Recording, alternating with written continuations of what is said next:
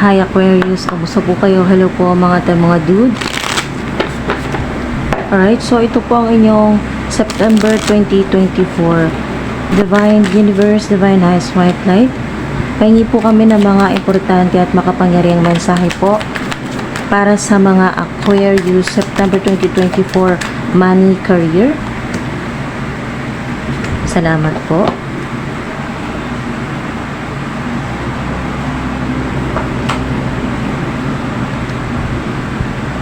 Okay, so meron kayo ditong 8 of Swords, Knight of Wands, 10 of Wands. Alright, so kasalukuyan po kayo ay may mga money blockages, no? Patungkol po sa pera, may mga money blockages po kayo at maaring itong burden na ito, maraming responsibility, so yung stress po ninyo, ayan blockages, na halos talagang ma-frustrate ka na kasi lahat na ginawa mo, lahat sinubukan mo, halos wala ka ng pahinga. Ayun po, yung pasan nyo talaga yung parang napakarami na nitong talagang pasan-pasan mo, no? At maari din po na pati po yung inyong physical na katawan ay apektado na rin, no? Masakit ang likod, balakang, balikat, ganyan po ang tuhod o yung sakong po ninyo. Kung nararamdaman nyo po yung mga ganito pong sintomas ay energetically ay naapektuhan na rin po yung physical ninyo na katawan dahil nga sa napakarami pong stress, no? Yung problema po ninyo. Ito po sa 8 of Swords ay talagang stuck yung energy, yung maraming nawala or yung hirap na hirap po kayo nang hindi nyo alam yung next step kung anong gagawin po ninyo. Nandito yung lahat na ng hindi makontrol na mga iniisip po ninyo na mga negatibo. Yan po yung overthinking, yung doubts, yung fears po ninyo. So tuloy lang po tayo mga dude dahil ito pong Knight of Wands ay magandang mensahe po yan mula po sa mga guardian angels, guardian spirits, divine beings. Yan po mga dude, at sa inyo po mga ancestors na kahit ganito na yung napakahirap na sitwasyon po ninyo na talagang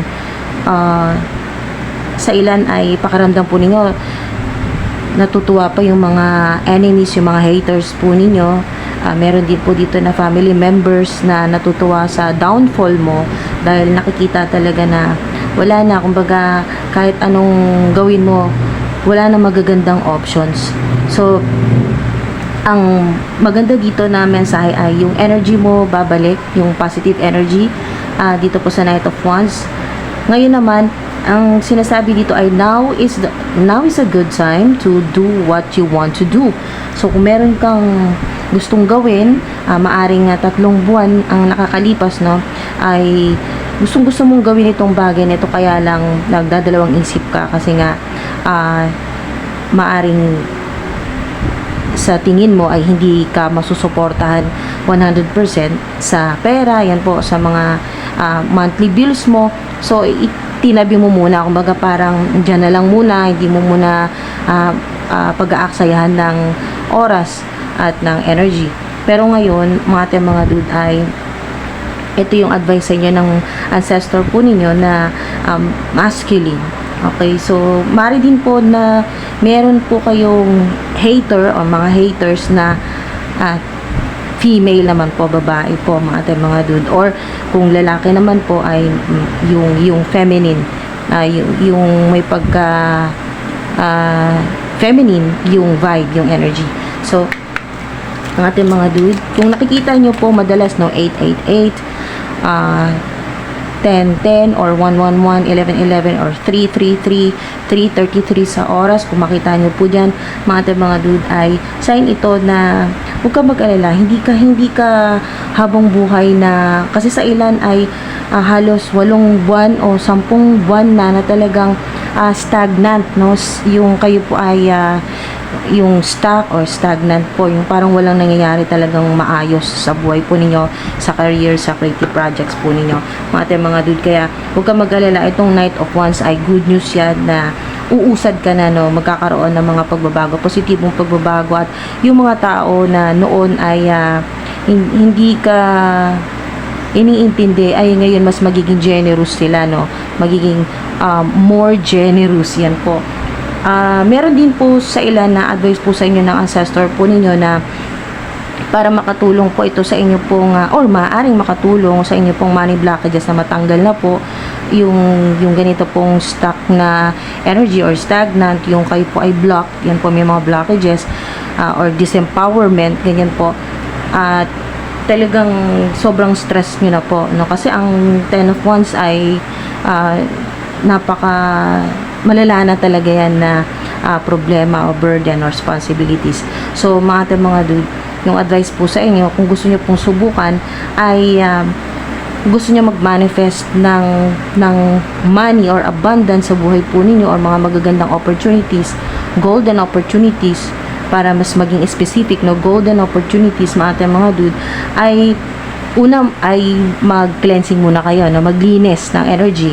So, sa ilan na nakakapanood po sa social media ng mga paano mag-clear ng negativity, ganyan po, na malinis ang aura, yung inyo pong energy body ay matanggal yung energy body po ninyo malinis, matanggal yung mga toxicity o kung ano man pong mabigat, yan po na energies, lalo na mabigat na energy, lalo na po sa pera, na parang pakaramdam po ninyo napakailap po ng swerte o ng abundance sa inyo.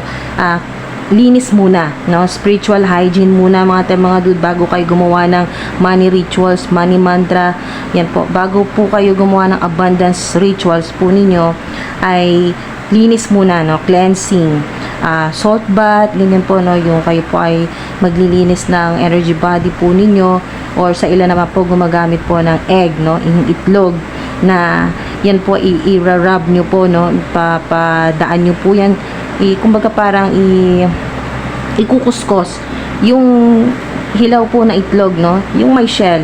So, ikukuskus nyo po sa buong katawan po ninyo. Yan, samahan po ninyo ng panalangin, kung ano man po yung panalangin po ninyo. So, yan po ay makakatulong sa ilan na ma-absorb ng itlog yung negativity or kung ano man po yung mga money blockages na nakadikit po sa inyo. So, yan po ay babasagin po ninyo yung itlog at ilalagay po ninyo sa tubig, sa baso po na may tubig. Mas maganda kung glass po, no? Babasagin po na baso, hindi po sa plastic. So, babasagin baso, lagyan nyo po ng tubig. Yung hindi naman po yung punong-puno na tubig, no? Basta yung enough lang po sa baso na hindi aapaw, no? Pag nilagay po ninyong itlog ay hindi aapaw. So, budburan nyo po ng asin, kahit 3 pinch po, no? Ganon. 3 pinch ng asin, or kung wala po kayong rock salt, sea salt, Himalayan salt, pwede rin po. Black or pink Himalayan salt, pwede rin po yan. Basta kung ano po yung available, kung ano meron kayo sa kitchen po ninyo na asin, pwede na po yan. At pagkatapos po, i-visualize po ninyo na nalilinis na yung mga, natatanggal na po yung mga negativity o ano man po yan na hex, curse o evil spell o yung sumpa, yun po, yung palipad hangin na mahirapan ka, mamulubi ka, gumapang ka na parang ahas, ganyan po, no? Sa hirap, sa pera, ganyan po. So, cancel, okay, release, cancel, rebuke nyo yan, release, cancel, destroy nyo yung mga ganyan po na masasamang intention po sa inyo ng mga tao, at ay i-flash nyo na po. Pagkatapos po nyan, ay imagine o i-visualize po ninyo na nakuha na lahat ng negativity, toxicity po. So, sa ilan naman po ay iba't ibang klaseng cord cutting, yan po, sa mga may interest talaga na manood po ng mga ganyan sa social media. Meron po mga matututunan din po kayo, iba't ibang paraan po ng cleansing. Meron naman po kasi na hindi nyo kailangang maligo ng may asin, ganyan po, or hindi nyo kailangang gumawa ng egg cleansing, mga ganyan pong rituals. Sa ilan naman po ay yung nakikinig lang po ng mga subliminal na pangtanggal po ng mga negativity, or sa ilan naman po yung nagme-meditate, nag-iinsenso, sage, palo santo, ano man pong insenso meron kayo dyan na pantanggal ng mga negativity, so, or toxicity po sa buhay po ninyo. Iba't ibang paraan. Sa iba naman po ay music. Yan po. Kung ano po yung mas yung kung saan ka may interest. Yan po. Kasi sa music or mga sound healing, nakakatanggal din po yan ng negativity or negative energy or mga money blockages. Para mas maging specific tayo dito, money blockages po yan. So, tuloy-tuloy na po yan mga dude, no? Kahit wala po kayong gawing ganyan, ito po ay i-visualize po ninyo na may movement na, no? Moving forward na kayo dyan, at i-visualize lang po ninyo, isipin po ninyo na tanggal na lahat pagkatapos nyo mapanood tong video na to, dahil may healing din po dito, may cleansing na rin po dito. Kahit po kayo ay nandiyan po sa kabilang screen, sa device po ninyo, ano man po yung gamit po ninyong device, na kasama na rin po kayo sa healing dito, cleansing, pagtanggal na rin po ng mga negative vibe, ganyan po.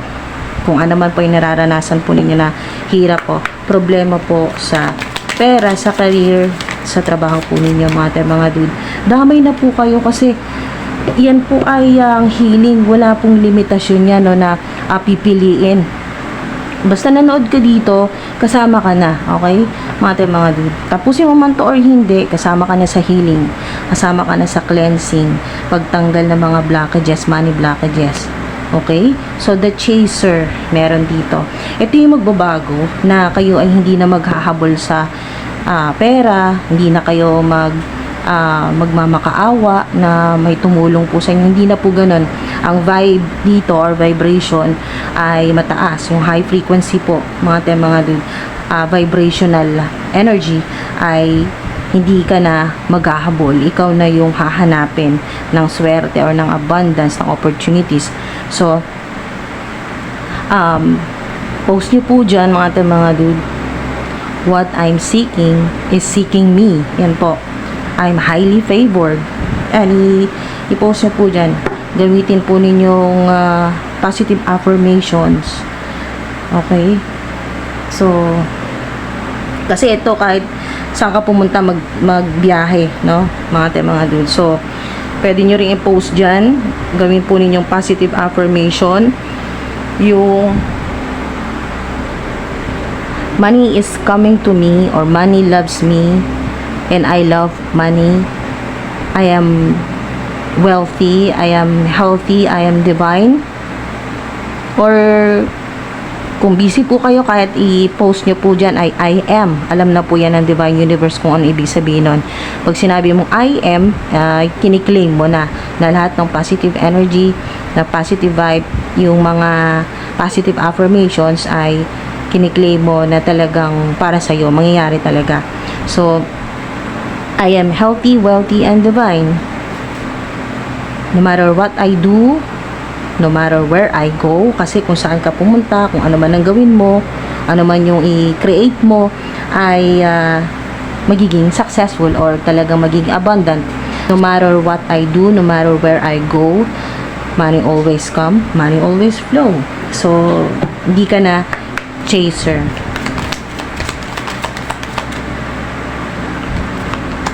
Snake, o diba? Isa rin kasi ito sa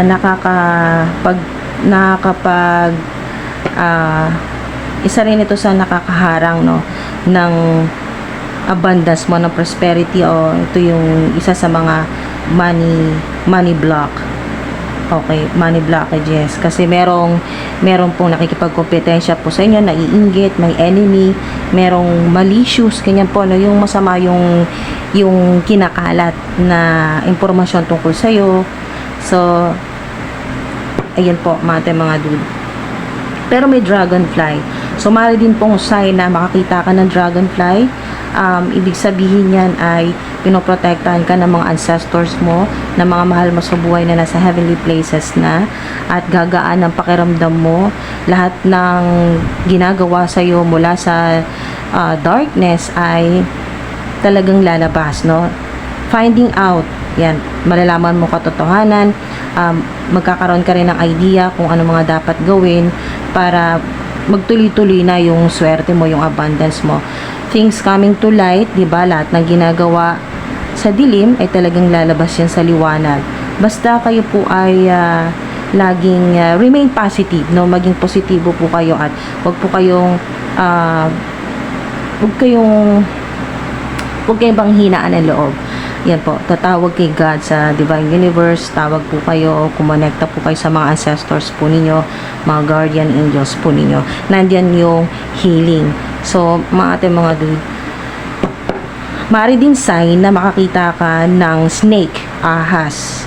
Pwedeng sa picture, videos, tattoo design, sa t-shirt, may snake, ganyan po. Or yung talagang mapanood nyo po sa television, or kahit marinig nyo lang. May marinig ka nag-uusap, ahas, ganyan po, snake, or may mapanood ka na nabanggit po yung snake. Kahit wala pong picture, hindi nyo makita ng yung physical talaga na snake or ahas, yung iba naman po ay marinig nyo po. So, yan po ay basta maging bukas ka sa mga signs, synchronicities, big happy changes, diba? Ito yung sinasabi na big happy changes at malalaman mo na yun ngayong September kung ano yan, masusurpresa ka. Yan po ay magandang, talagang malaking pagbabago sa buhay mo. Literal na kung ano yung sitwasyon mo sa ngayon, malayong malayo sa kung ano yung mangyayari kasi big happy changes, yung pagbabago. Yan po, makita ka ng dragonfly, makita ka ng snake. Sign po yan. Perfect timing, 'di ba? Perfect timing na yan mga dude. Kaya, yung noon na hinahabol mo na pagkakataon, second chance, opportunities, yan po. Yung mga tao na tinalikuran ka, yan po, iniwanan ka sa gitna ng napakalaking problema sa pera or problema mo sa career. Perfect timing na makabangon ka na, makabawi ka na, at makatulong ka na rin mga dude sa mga gusto mong tulungan, at makabayad ka na sa yung mga kailangan mong bayaran. Yan po yung mga tao na nahihiya ka na talaga kasi marami ka ng pagkakautang sa tao na yan at gusto mo nang makabayad talaga. So, makakatulong mga dude na kayo po ay talagang maging positibo at manalangin. So, napaka-powerful po ng panalangin, prayers, na magdasal po kayo na sana makabayad ka na banggitin mo na rin yung pangalan kung kanino ka may utang, makabayad ka na sa kanya, ganyan po. Tulungan ka ni God, ng Divine Universe, na bigyan ka ng ganitong amount. Pag nanalangin kayo ay be specific. Sabihin mo na, huwag ka na mahiya. Sabihin mo kung magkano talaga yung kailangan mo. Kailangan mo ng 100,000 para mabayaran na lahat-lahat ng mga pagkakautang mo or loans, ganyan po yung mga hinuhulugan mo para ma-clear na lahat. So, sabihin mo na kung magkano amount na kailangan mo o ilang digits. Listen to your intuition, di ba? Dahil highly intuitive po kayo. Kaya nga nakikita nyo to mga signs na to Dragonfly, butterfly, snake, choose a new direction. Yan po mga dude. Perfect timing na rin sa ilan kung kayo po ay talagang nag-iisip na magpalit na o lumipat, ganyan po, or lumipat ng trabaho, lumipat ng bahay, yan po. Or lumipat na sa dream house po ninyo, no, mga dude. Okay, so sarado po natin ang inyo pong money reading. Advice mula po sa inyong pong guardian angels, guardian spirits, sa mga ancestors po ninyo. Advice.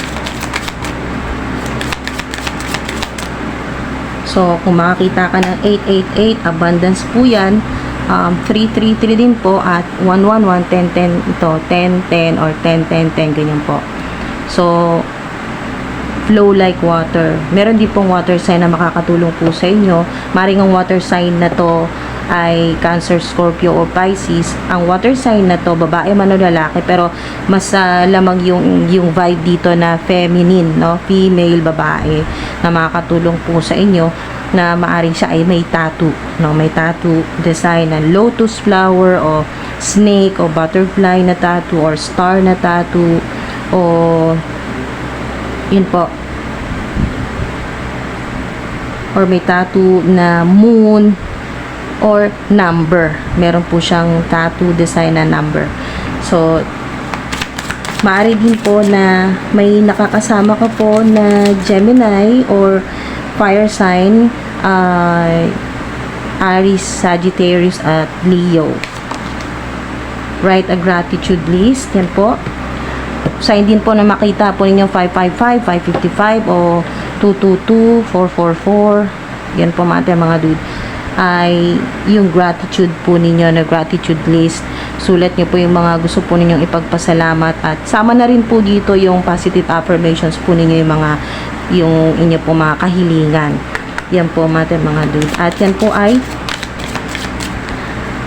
mas mabilis mag-manifest dahil kasama yung high frequency mo dito habang nagsusulat ka. Dream journal, di ba, puro sulat. At meron din dito ang tattoo. Meron pong makita po ninyo na may tattoo sa braso. Yan po. Meron pong tattoo design na lotus or yung symbol ng abundance symbol, ganyan po, or protection symbol na tattoo design sa braso or sa kamay po. Pwede din po itong makita po ninyo sa braso or sa kamay po ng babae, no, female.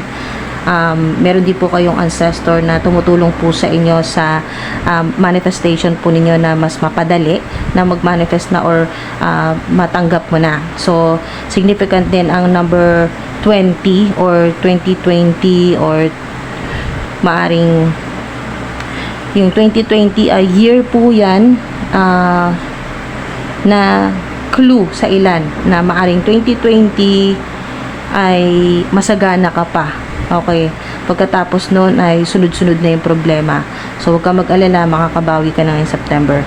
So, 55 ay 10 din po. So, significant din po yung number 10 or 55 or 555, 222, 444. At meron din po kayong mga spiritual downloads, no? May mga prophetic dreams po kayo na talagang mararanasan ngayong September na makakatulong po yan, lalo na kung susulat po ninyo kung ano lang po yung matandaan po ninyo, or bago po kayo matulog, ipanalangin po ninyo, humiling po kayo kay God, sa Divine Universe, sa mga guardian angels po ninyo or sa mga ancestors po ninyo na bigyan ka ng signs na ipakita ito sa panaginip at hilingin mo na matandaan mo pagising mo, tandaan mo yung mga senaryo sa panaginip mo at maaring makakuha ka daw doon sa panaginip ng clue kung ano yung mas magandang gawin, lalo na kung hindi ka pa makapag-desisyon kung anong mas magandang gawin sa career, sa trabaho, sa creative projects mo. Magkakaroon ka ng idea. Okay, so mga dude, malakas yung protection sa inyo ng mga ancestors po ninyo, kaya huwag kayong matakot sa mga enemies, sa mga haters po ninyo, dahil wala yan. Okay, hindi makaka-apekto sa inyo kasi low frequency sila at ikaw ay high frequency, high vibrational energy. Kayo po ay kasi ang taas na ninyo yung inyo pong frequency, yung energy level po ninyo. Kasi kayo po ay as human, hindi lang basta human, kasi soul din po kayo. So, tayo, okay, so soul, tayo ay frequency, vibration, at energy. Kung naniniwala ka sa ganyan, na lahat tayo ay frequency, vibration, at energy, lahat ng nakikita natin, lahat ng nangyayari sa atin ay frequency, vibration, at energy. Kung kayo po ay naniniwala sa ganyan, mga dude, ay wala talagang makakagawa ng masama sa iyo. Okay, so hindi kasi kayo align energetically or sa vibration. Kung mataas ka, yung mga ganitong snake, deceitful na tao, yung gossipers, ganyan po, yung mga enemies, mga haters, ay low frequency po yan. So, hindi kayo magtutugma, hindi kayo talaga magiging hindi kayo, kumbaga hindi kayo magka-channel. Ayan po, hindi kayo aligned. So, hindi ka maapektuhan kasi high frequency ka. Basta panatilihin po ninyo, i-maintain po ninyo mga dude na kayo po ay laging nasa high vibrational level para yung big happy changes ay mas mapadali. No? Mga dude na mangyari sa inyo. Magsisimula ngayon pong September. Okay. So, maraming salamat po mga dude. Ingat po kayo palagi.